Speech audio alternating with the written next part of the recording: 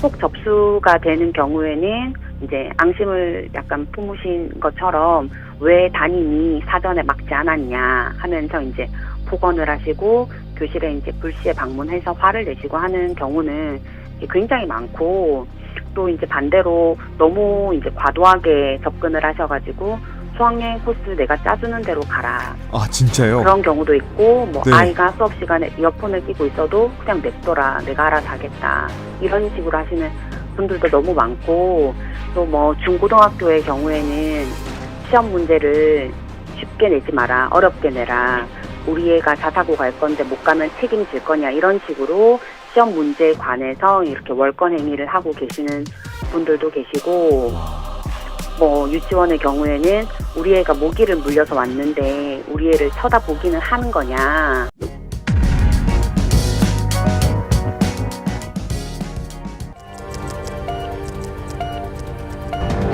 자, 인사이드 부산 이어갑니다.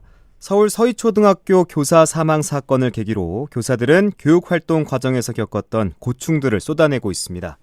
부산에서도 초등학교 3학년 학생이 수업 시간에 교사를 폭행한 사건이 뒤늦게 알려졌는데요. 부산시 교육청은 악성 민원과 고소 등 교권 침해에 직접 대응하는 등의 교권 보호 대책을 발표했습니다. 현장에 있는 교사들이 꼽은 대책은 뭘까요? 김한나 부산교사노동조합 위원장 연결돼 있습니다. 위원장님, 안녕하세요. 예, 안녕하십니까. 네, 위원장님도 그 중학교 교사시죠? 네. 네, 중고등학교 현장도 크게 다르지 않을 것 같은데 좀 어떻습니까? 예, 맞습니다. 뭐 중고등학교도 유치원이나 초등학교하고 크게 다르지 않습니다. 다만 유치원이나 초등학교급은 좀 더 학부모님에 의한 민원이 더 이제 많이 부각된다면은, 네. 중고등학교 같은 경우는 학생이 이제 선생님들을 조금 더 모욕하는 것 같은 그런 교권 침해가 좀 더 부각된다라고 말씀드릴 수 있습니다. 네, 상대적으로 다른 거군요. 네. 네. 근데 비슷한 것도 많이 있습니다. 네. 위원장님은 몇 년 차 교사십니까?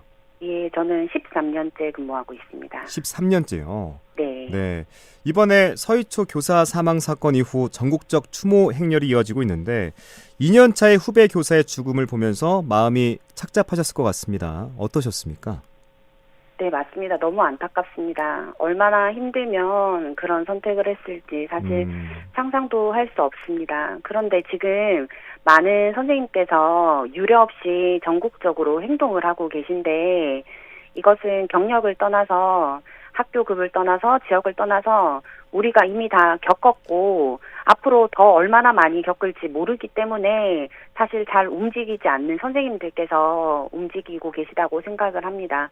이렇게 움직이고 계신 건 또 선배 교사로서 교직 사회가 이렇게 악성 민원 때문에 너무나도 골물대로 굶은 상태였음에도 불구하고 더 미리 큰 소리 내지 못했다라는 생각에 굉장히 많이 죄송한 생각을 하고 계세요. 네. 그래서 이제라도 더 목소리를 내서 우리 후배 교사들과 계속해서 교사로 남을 우리들을 위해서 교육 환경 개선을 위해서 많이 노력해야 되겠다 하는 다짐이 여기저기서 터지고 있습니다. 네, 경력과 지역을 떠나서 움직임을 보여주고 있다. 또 골물대로 골맞다 이렇게 표현해 주셨는데, 이런 와중에 이 부산에서도 초등학교 3학년 학생이 선생님을 폭행해 3주 상해 입힌 일이 생겼잖아요.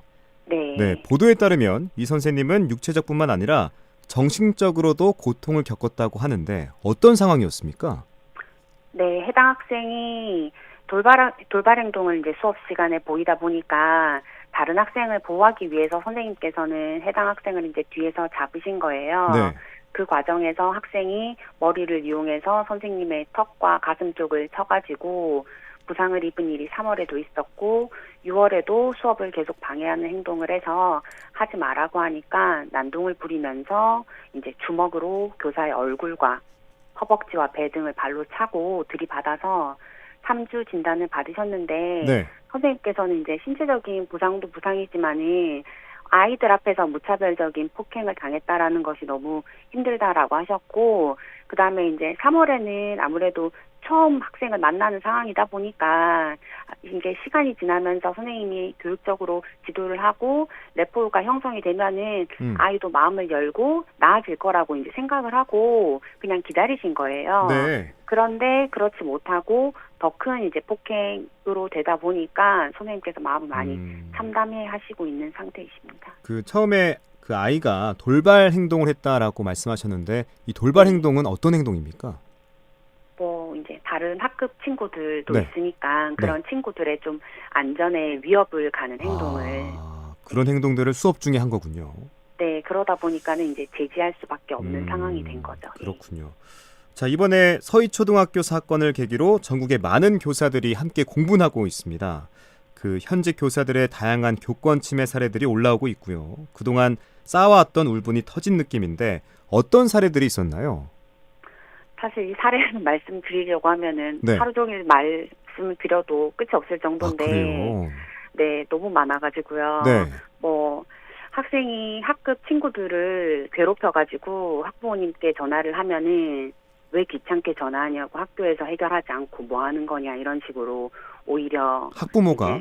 네, 그러니까 협조를 전혀 안 해주시는 학부모님들도 너무 많으시고, 네. 뭐 그다음에 학폭 접수가 되는 경우에는 이제 앙심을 약간 품으신 것처럼 왜 담임이 사전에 막지 않았냐 하면서 이제 폭언을 하시고 교실에 이제 불시에 방문해서 화를 내시고 하는 경우는 굉장히 많고, 또 이제 반대로 너무 이제 과도하게 접근을 하셔가지고 수학여행 코스 내가 짜주는 대로 가라. 아, 진짜요? 그런 경우도 있고, 뭐 네. 아이가 수업 시간에 이어폰을 끼고 있어도 그냥 냅둬라, 내가 알아서 하겠다, 이런 식으로 하시는 분들도 너무 많고, 또 뭐 중고등학교의 경우에는 시험 문제를 쉽게 내지 마라, 어렵게 내라, 우리 애가 자사고 갈 건데 못 가면 책임질 거냐, 이런 식으로 시험 문제에 관해서 이렇게 월권 행위를 하고 계시는 분들도 계시고, 와. 뭐 유치원의 경우에는 우리 애가 모기를 물려서 왔는데 우리 애를 쳐다보기는 하는 거냐, 교사가 지도를 똑바로 하고 있는 거냐, 이런 것들이 너무 많고, 네. 뭐 학생들 중에서 이제 그 출석 인정이 되는 생리 결석이라는 게 있거든요. 네. 근데 뭐 놀러 가면서도 생리 결석해서 출석 인정하게 해달라, 안 해준다고 화낸다거나 뭐 이런 것들도 너무 많고, 학생들이 욕설을 하다 보니까 이제 복도에 불러서 이제 따로 조심스럽게 지도를 하거든요. 요즘은 공공연하게 얘기를 하면 모욕죄라고 얘기를 하니까. 그런데 그 학생이 지금 선생님 이거 아동학대인 거 아시죠? 이런 식으로. 아, 학생이 선생님한테요? 네, 그러니까 따로 불러서 얘기를 하더라도 네. 선생님 지금 이거 아동학대로 걸리는 거 아시죠? 이런 식으로 저희를 협박을 하고 있는 상황인 거죠. 근데 너무나도 많습니다, 정말. 네, 저는 네. 지금 선생님 말씀을 들으면서 입을 다물 수가 없는 정도의 충격을 받았는데, 네. 와, 그렇다면 이 문제들을 어떻게 해결할 수 있느냐가 관건이잖아요. 네. 부산시 교육청이 먼저 그 교권 침해에 대한 지원 대책을 발표했어요. 네. 지원 대책 핵심은요, 교원 학교에게 교권 침해 대응을 맡기지 않고 시 교육청이 직접 대응한다. 악성 민원도 담당할 전담팀을 구성하겠다. 그리고 이런 대응과 함께 피해 교원 지원도 확대한다. 이렇게 발표했습니다. 이런 지원 대책은 어떻게 보셨습니까?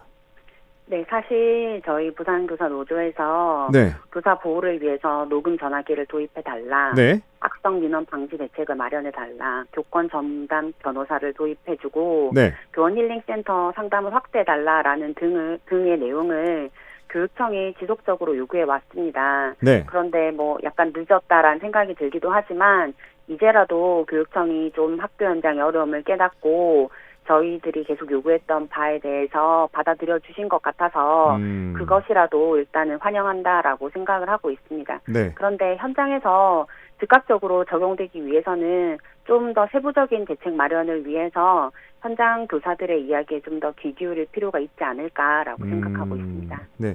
방금 선생님께서 말씀해 주셨는데 그 부산교사 노동조합에서 부산교육청의 교권 보호 대책을 듣고 여러 제안을 하셨잖아요.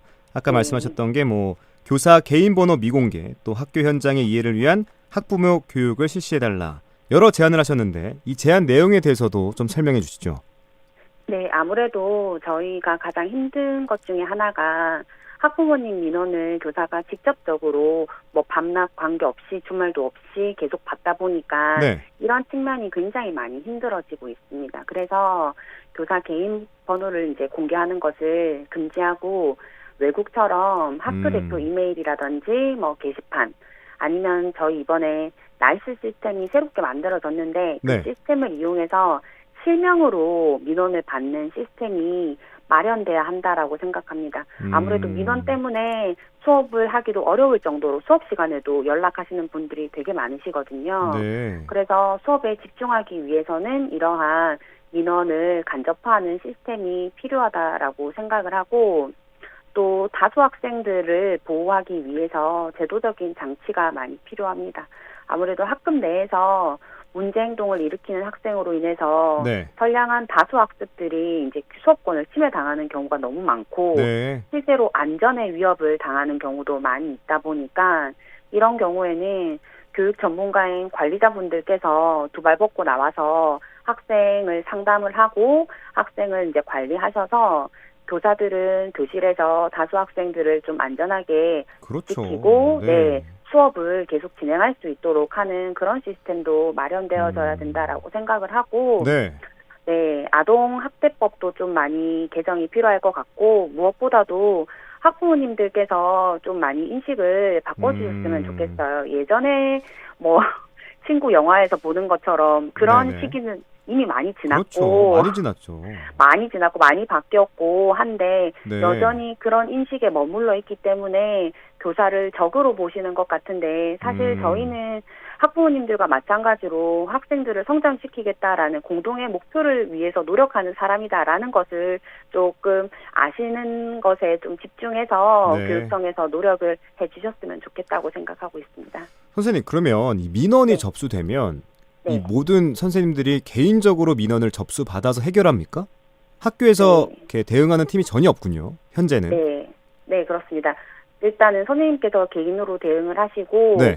관리자분들께 이제 심각할 경우에는 도움을 요청하는 경우에 적극적으로 이제 거기에 대해서 개입을 해서 사건이 잘 처리되도록 도움을 주시는 분들도 계시지만은 그렇지 않은 분들도 계시다 네. 보니까 선생님들께서 이제 서희수 선생님처럼 혼자 있구나, 내가 낭떠러지 앞에 혼자 있구나 이런 생각을 하게 되시는 분들이 굉장히 많으셔서 정신과 치료를 받으시기도 하고 휴직을 하고 그러시는 분들이 너무나도 많으신 상황이에요. 끝으로 부산은 학생 인권 조례가 없는 걸로 알고 있는데 교권 하락의 원인으로 학생 인권 조례가 지목되고 있습니다. 정부에서는 학생 인권 조례 개정이 필요하다고 보는 것 같은데 선생님은 어떻게 바라보고 계십니까? 네, 학생 인권 조례로 인해서도 타 지역을 보면은 이제 인권 조례가 있는 경우에는 선생님들께서 힘들어하시는 경우가 많이 계시기는 합니다. 그런데 인권 조례는 조례 차원이라서 그것보다는 지금 선생님들께서 한 목소리로 내시는 것은 아동학대처벌법이랑 아동복지법이 개정되어야 한다라고 많이 말씀을 하세요. 네. 네, 조례는 개정된다고 하더라도 상위법에 있는 이 아동학대와 관련된 법이 개정되지 않으면은 여전히 교사들은 정신적인 아동학대다, 그다음에 뭐 증거도 없이 의심만으로도 아니면 말고식의 아동학대를 계속해서 당하게 되다 보니까 정상적인 교육 활동이 위축될 수밖에 없습니다. 네. 사실 저희는 학교 다니면서 배울 때 교육학에서 뭐 타임아웃이라든지 그런 것들 교수님을 통해서 배워왔지만 지금 학교 현장은 타임아웃 같은 거 절대 할 수가 없고요. 학생의 수업권 침해가 되기 때문에. 그다음에 뭐 국내에 권위 있는 박사님께서도 뭐 때를 쓰거나 문제 행동을 일으키는 학생에 대해서 뭐 따끔하게 이제 붙잡고 훈육을 해야 된다라고 하지만 저희는 그런 경우에 모든 것이 아동학대로 소송당할 수가 있거든요. 네. 그러다 보니까 저 같은 경우에도 자는 학생을 뭐 예전 같았으면 등을 이렇게 토닥이면서 일어나자라고 말을 하기도 했었지만은 이제는 혹시라도 그게 학생의 감정을 상하게 해서 아동학대죄가 될까봐 주변 친구들이 눈치채지 못할 정도로 책상을 살짝 두드리는 정도? 그 정도밖에 할 수가 없는 거예요. 네. 그러다 보니까 학생이 수업을 듣도록 유도하고 싶은 마음도 있고 하지만 아무것도 못하겠다라는 차라리 아무것도 하지 않는 게 내가 살 수 있는 유일한 방법이구나 하는 생각을 하고 있는 경우가 너무나도 많습니다. 그래서 교육청과 교육부에서 제1번 과제로 교사가 지금 현재 아동학대로 몰릴 수밖에 없는 이 현재 법령을 좀 고치는데 힘을 모아주시는 게 우선이지 않을까라고 생각하고 있습니다. 네, 뭐 교육청의 지원 대책도 물론 중요하겠지만 우리 학부모님들의 그 교권에 대한 인식도 좀 개선이 필요할 것 같다라는 생각이 듭니다. 자, 오늘 인사이드 부산 김한나 부산교사 노조위원장과 함께했습니다. 위원장님 오늘 말씀 고맙습니다. 네, 감사합니다.